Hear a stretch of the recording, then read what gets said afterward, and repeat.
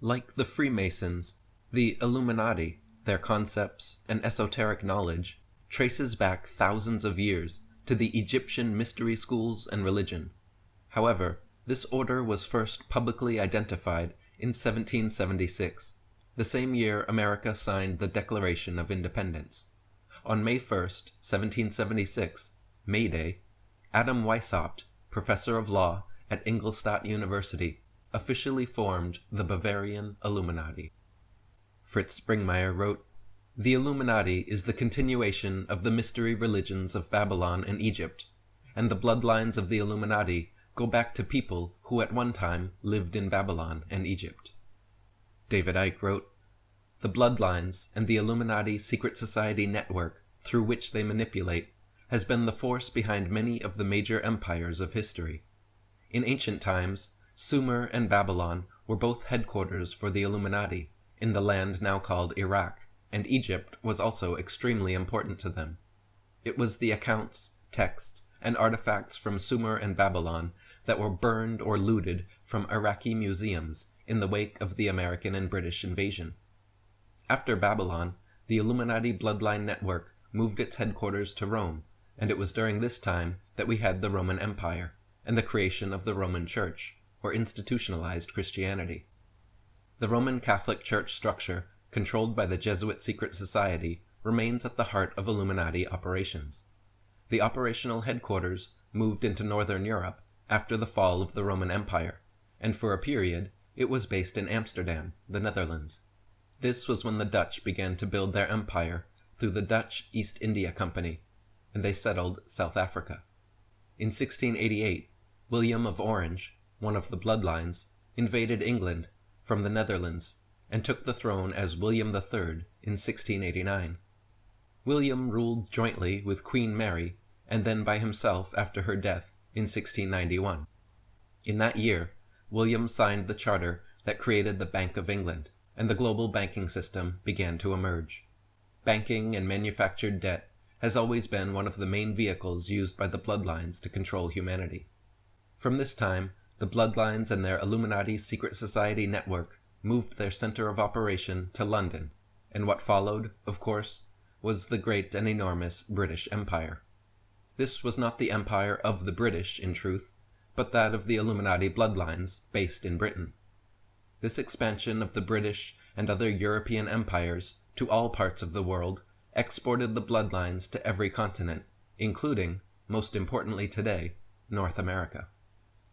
Adam Weishaupt's Illuminati was designed to be an organization so elusive, so secretive, as to hide its membership within other secret societies. Weishaupt wrote in his journal that Freemasonry was in fact the organization most fit for infiltration by the Illuminati. Adam Weishaupt wrote, "The great strength of our order lies in its concealment. Let it never appear in any place in its own name, but always covered by another name and another occupation. None is fitter than the 3 lower degrees of Freemasonry. The public is accustomed to it, expects little from it, and therefore takes little notice of it. Next to this, the form of a learned or literary society is best suited to our purpose, and had Freemasonry not existed, this cover would have been employed. And it may be much more than a cover. It may be a powerful engine in our hands. By establishing reading societies and subscription libraries, and taking these under our direction, and supplying them through our labors, we may turn the public mind which way we will. In like manner, we must try to obtain an influence in the military academies. This may be of mighty consequence. The printing houses, booksellers' shops, chapters, and in short, all offices which have any effect, either in forming or in managing, or even in directing the mind of man. Painting and engraving are highly worthy of our care." Weishaupt himself showed little respect for the Brotherhood of Freemasonry, and mocked its structure in his journals. He knew, just as the bloodlines atop the worldwide secret society pyramid know, that the whole hierarchical structure of passing formal degrees is an unnecessary process. If the point is to learn occult subjects and become illumined, then there is no need for degrees, no need to slowly reveal secrets, no need for the rituals, rewards, and regalia. Adam Weishaupt wrote, "Of all the means I know to lead men, the most effectual is a concealed mystery. The hankering of the mind is irresistible, and if once a man has taken into his head that there is a mystery in a thing, it is impossible to get it out, either by argument or experience. And then, we can so change notions by merely changing a word. What more contemptible than fanaticism, but call it enthusiasm? Then add the little word noble, and you may lead him over the world. For their sakes, and to rivet still faster their own fetters, they engage in the most corrupting of all employments. And for what? To learn something more of an order, of which every degree explodes the doctrine of a former one? Would it have hurt the young Illuminatus to have it explained to him all at once?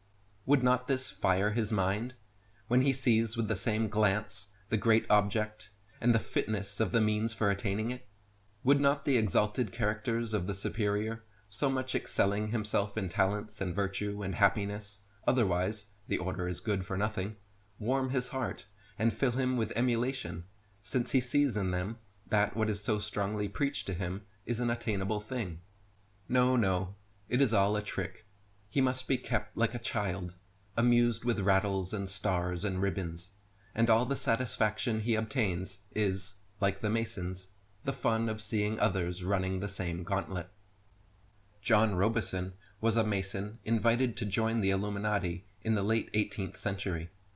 After investigating the order, Robison declined the invitation and published a book which offered his conclusions instead, called Proofs of a Conspiracy Against All the Religions and Governments of Europe, carried on in the secret meetings of Freemasons, Illuminati, and reading societies.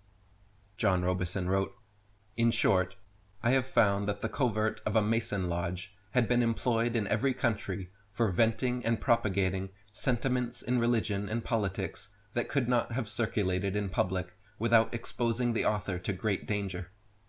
I found that this impunity had gradually encouraged men of licentious principles to become more bold, and to teach doctrines subversive of all our notions of morality, of all our confidence in the moral government of the universe, of all our hopes of improvement in a future state of existence, and of all satisfaction and contentment with our present life, so long as we live in a state of civil subordination.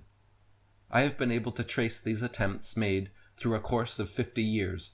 I have observed these doctrines gradually diffusing and mixing with all the different systems of Freemasonry, till, at last, an association has been formed for the express purpose of rooting out all the religious establishments and overturning all the existing governments of Europe. I have seen this association exerting itself zealously and systematically, till it has become almost irresistible.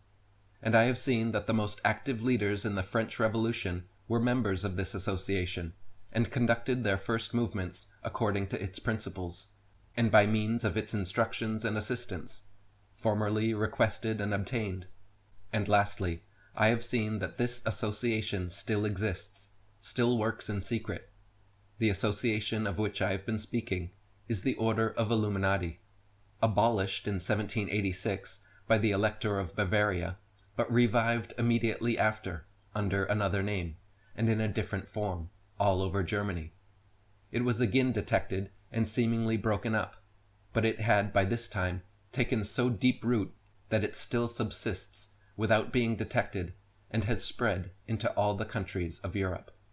George Washington himself said, "It was not my intention to doubt that the doctrines of the Illuminati had not spread in the United States. On the contrary, no one is more fully satisfied of this fact than I am."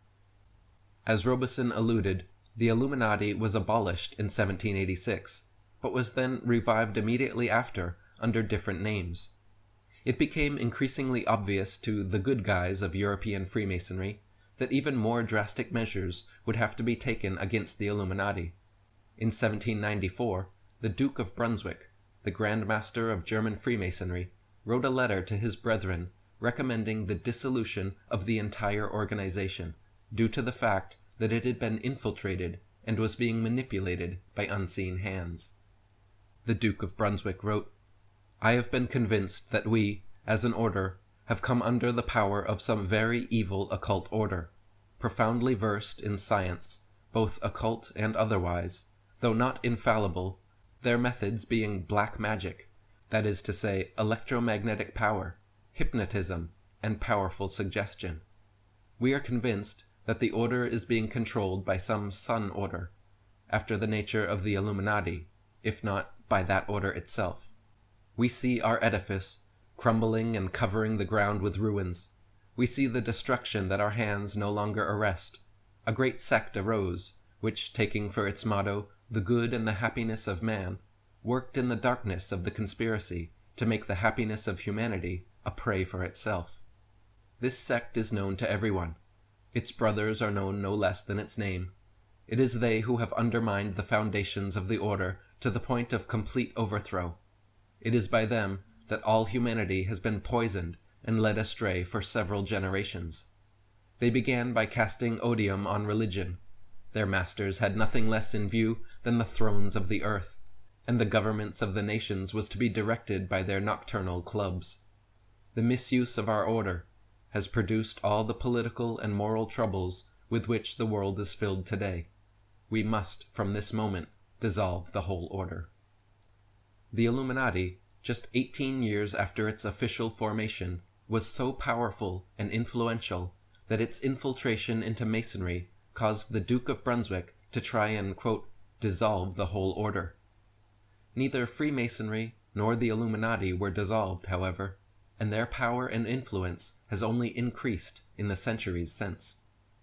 Ralph Epperson wrote, "And in 1812, the president at Harvard University, Joseph Willard, retired to preach in Vermont. He took the occasion of his retirement, on July 4th, 1812, to express his concern over the consequences of the then looming war. He said, quote, 'There is sufficient evidence that a number of societies of the Illuminati have been established in this land. They are doubtless striving to secretly undermine all our ancient institutions, civil and sacred. These societies are clearly leagued with those of the same order in Europe. We live in an alarming period. The enemies of all order are seeking our ruin. Should infidelity generally prevail, our independence would fall, of course. Our republican government would be annihilated.'" Nessa Webster wrote, "The art of Illuminism lay in enlisting dupes as well as adepts, and by encouraging dreams of honest visionaries, or the schemes of fanatics. By flattering the vanity of ambitious egotists, by working on unbalanced brains, or by playing such passions as greed and power to make men of totally divergent aims serve the secret purpose of the sect. People with money were welcomed, but kept oblivious of actual secrets. The purpose is to win power and riches, to undermine secular or religious government, and attain the masters of the world."